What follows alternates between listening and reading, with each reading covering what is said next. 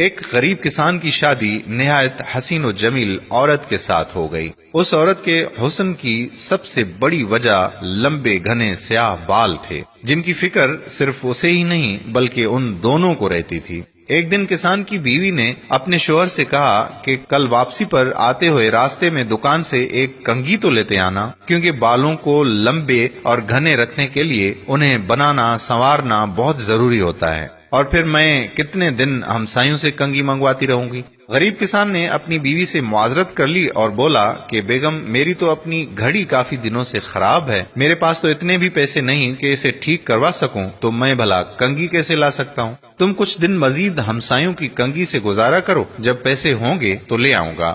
بیوی اپنے شوہر کی مجبوری کو سمجھ رہی تھی، اس لیے زیادہ تکرار نہیں کیا۔ کسان نے اس وقت تو اپنی بیوی کو چپ کروا دیا، لیکن پھر اندر ہی اندر اپنے آپ کو کوسنے لگا کہ میں بھی کتنا بدبخت ہوں کہ اپنی بیگم کی ایک چھوٹی سی خواہش بھی پوری نہیں کر سکتا۔ دوسرے دن کھیتوں سے واپسی پر کسان ایک گھڑیوں کی دکان پر گیا اور اپنی ٹوٹی ہوئی گھڑی اونے پونے داموں میں بیچی اور اس سے ملنے والے پیسوں سے ایک اچھی سی کنگھی خریدی اور بڑی رازداری سے چھپا کر گھر کی طرف روانہ ہوا۔ اس نے سوچا کہ گھر جا کر بیوی کو دکھاؤں گا تو وہ بہت خوش ہوگی۔ جب وہ گھر گیا تو کیا دیکھا کہ اس کی بیوی نے اپنے لمبے بال کٹوا دیے تھے اور مسکراتے ہوئے اس کی طرف دیکھ رہی تھی۔ کسان نے حیرت سے پوچھا کہ بیگم، یہ کیا کیا تم نے؟ اپنے بال کیوں کٹوا دیے؟ پتا ہے وہ تمہارے اوپر کتنے خوبصورت لگتے تھے۔ بیگم بولی کہ میرے سرتاج، کل جب آپ نے کہا کہ آپ کے پاس گھڑی ٹھیک کروانے کے لیے بھی پیسے نہیں ہیں تو میں بہت افسردہ ہو گئی، چنانچہ اپنے بال بیچ کر آپ کے لیے ایک گھڑی لائی ہوں۔